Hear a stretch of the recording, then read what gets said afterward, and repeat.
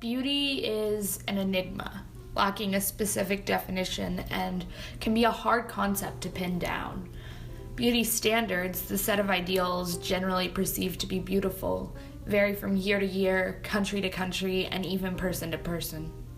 The recent surge in popularity of social media allows these beauty standards to be pushed out more than ever before, but also allows for a broadening and redefining of what beauty is. My name is Emily Von Erf. My name's Hunter Rich. I'm Isaiah. I'm Coley Archer. I'm from Brooklyn. I'm from Westchester, Pennsylvania. I'm from San Diego, California. Well, I think there's different types of beauty. There's like personality beauty and like what values you hold and how you conduct yourself in public. And the media's traditional beauty standards are, like the thin girl with the long hair and like the perfect skin. I think, beauty is how you feel about yourself and how you present yourself, and not just how you look on the outside, but how you feel on the inside and how you portray that to everyone. Because I think that we're all aware of that it's a perspective and a perception for ourselves. It's a confidence. I think when you see like magazines or you see on TV what like the beauty standard is, you say like, oh, I'm not that and I'd like to change myself to be that. Like I'd like to diet until I look like so-and-so. A lot of my transition, especially in the early parts of my transition, I felt really uncomfortable and like my body was just wrong, and because I was like, this is what guys are and I'm not like this, so maybe I'm just incorrect. And I mean, the media constantly inundates us with what we should be as opposed to what we are. We constantly strive to be something other than what we just are. The constraints on men are a lot more subtle, but it's like, if you aren't like really athletic and working out every day, it's like that is like you're seen as like weak. What I saw around me in terms of family, in terms of friends, and even the TV shows I watch was all just straight, beautiful, long locks, and I had the complete opposite of that. We kind of look towards social media to give us acceptance of our own bodies. And so I'll never post things that I want to post that were more important to me. I won't post because I know not as many people would be interested in that. So I'm doing it, it's more about how other people see me as opposed to how I see myself. And it's hard to get over that because there's always going to be someone you're comparing yourself with. And I feel like, traditional beauty is being redefined nowadays because now you see, plus size models and models who wear no makeup and people who embrace, different hair lengths and different ethnicities. And I think it's evolved in the way that we're starting to see beauty in something other than Hannah Montana. Everyone is beautiful in the sense of the word, and it's not just these tiny little blonde white girls.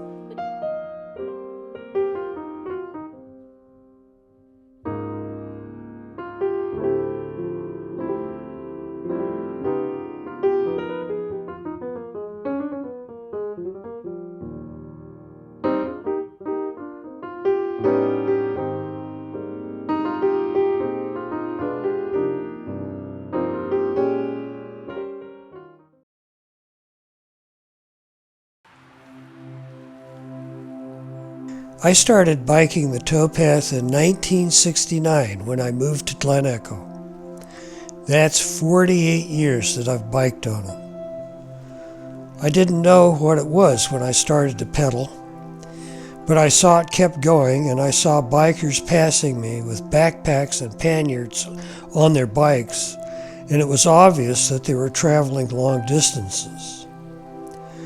I love the towpath and do almost all of my biking on it. There are no cars, and the beauty of the trees and the river and the animals and the canal itself make it a wild sanctuary, even though it is man-made and just a few miles up from the nation's capital.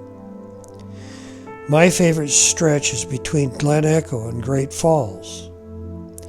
And I love to stop at Big Water and just sit on a bench for a while and look at the scene. I would love to bike the stretch up near Harper's Ferry, but wherever I am on the path, I'll always love it. It is one of the very special treasures of living here near Washington, D.C.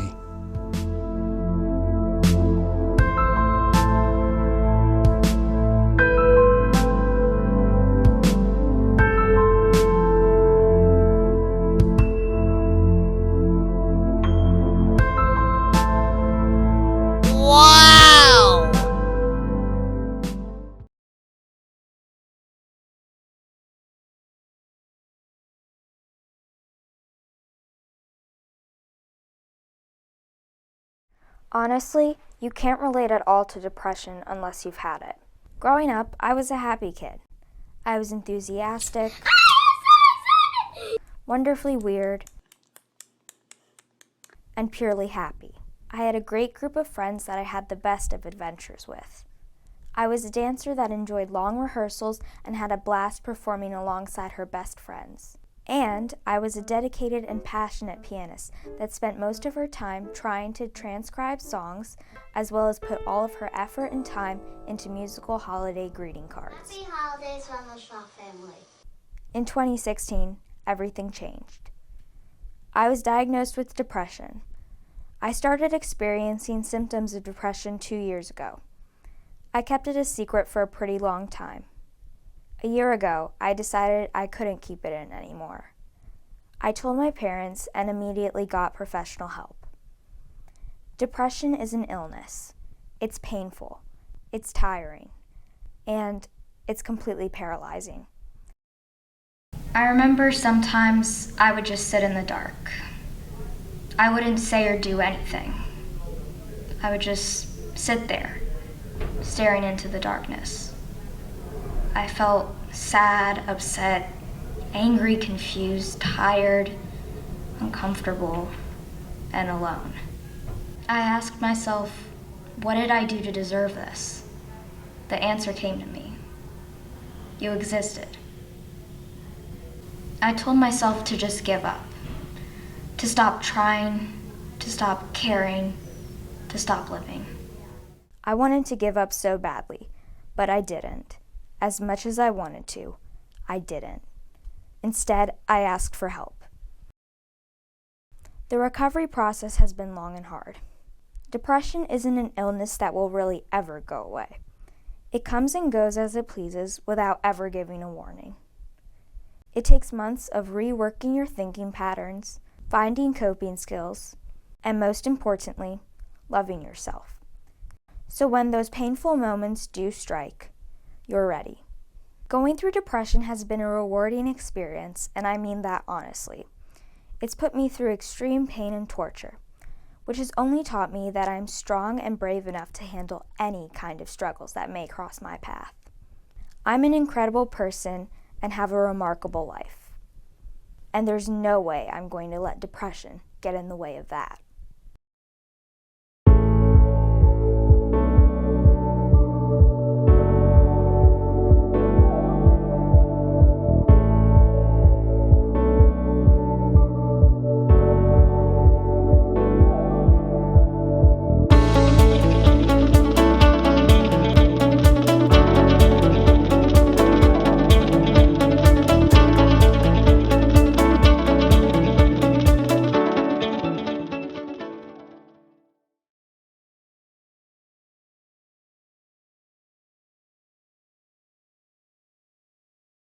Washington, D.C. is the center of the nation's politics and home to many of its greatest museums and finest monuments. However, when people think of cities with a rich musical history, the nation's capital might not be the first one that comes to mind.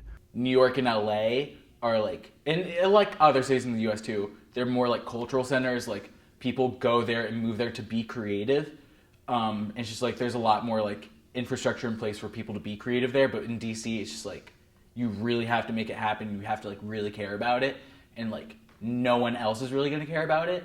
Because DC is such a sort of cosmopolitan, international, multicultural town, I just think there's like a really huge sort of wealth of sources for people to draw on that may not be what they sort of maybe initially came into music through. Washington, D.C. is a city deeply connected to the arts, so it makes perfect sense that it is home to a tight-knit community of musicians and music lovers. The city's music is rooted in its multicultural history, and one of the most historically DC-rooted forms of music is go-go. Go-go was popularized by groups such as Chuck Brown and the Soul Searchers and Treble Funk. It emphasizes low-end rhythm and percussion, such as drums and conga. Go-go also emphasized the importance of live music, and much of the experience of go-go music is exclusive to seeing it performed live. Even as gentrification and expansion has rapidly changed the face of DC, go-go continues to be a central part of its culture and its history. The DC music scene is also notable for its DIY music scene, which originated in the 80s with hardcore punk bands such as Bad Brains and Minor Threat. The name DIY comes from the fact that this music emphasized accessibility. Tickets for shows were often made affordable, and venues such as Madam's Organ were important because they allowed concert goers of all ages. The case in DC too, but I guess Ian MacKaye was just a stickler for it and made it so it's really easy to just get a stamp, get an X, and you're good. So that framework is so important to be being from DC. Ian MacKaye was a member of the band Fugazi, one of many DC bands who gained attention in the 90s.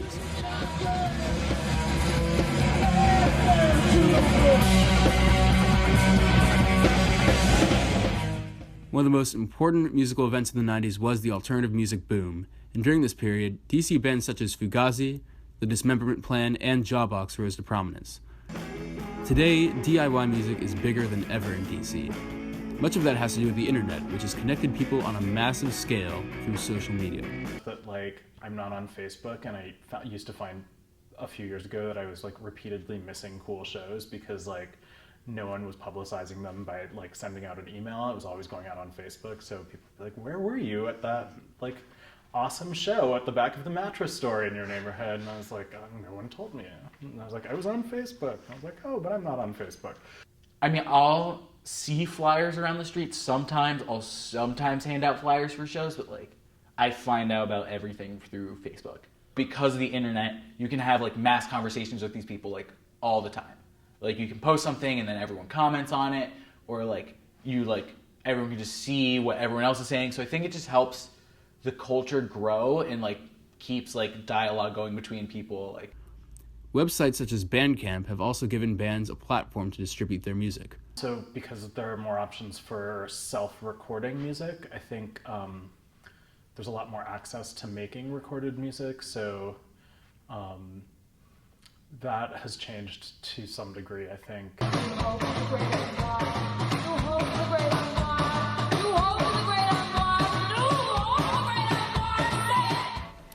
By looking at the rise of bands such as Priests, it is clear that DC music is on the rise once again, and that DC will continue to stay on the map for years to come.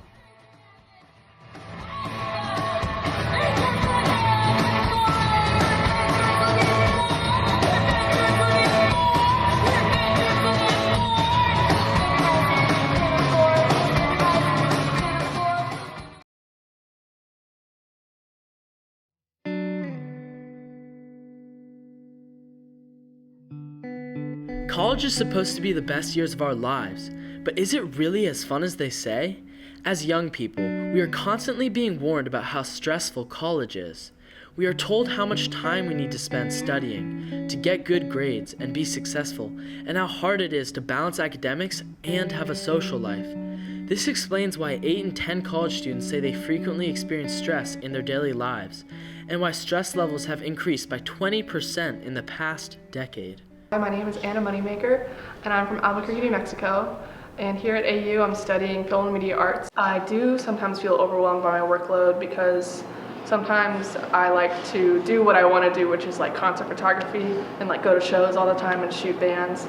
But then I have homework, so that's sometimes overwhelming, and I've struggled with time management in my 3 years at AU. And so sometimes things can, school can fall at the wayside, which I know it shouldn't, but it can get kind of hard because after I graduate, I have to have a job, but I also have to study, and so that can get overwhelming. My name is Audrey. I am 23 years old. I definitely felt overwhelmed by the workload when you're trying to be healthy and work out, and then also be a student and get good grades, and then have an internship, and then a babysitting job, and then also have a social life. It's really hard. My name is Lamar Smith. I am 20 years old. I'm from Washington, D.C., and I go to the University of Kentucky.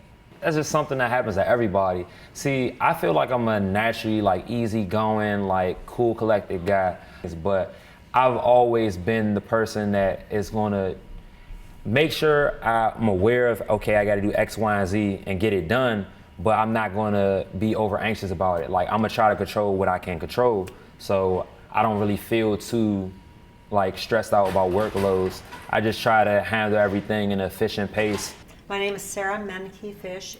When we're talking about stress in college versus adult life, actually one of the most stressful times a student will ever experience is their freshman year of college. They may be doing a part-time job. They're also having to do all of their maintenance in terms of laundry and taking care of everything in their daily life and living. I believe every person has the amount of stress that they can manage at that given time in their life. And so once you've had a certain amount of stress, then the next time you're ready for that and something more and something different.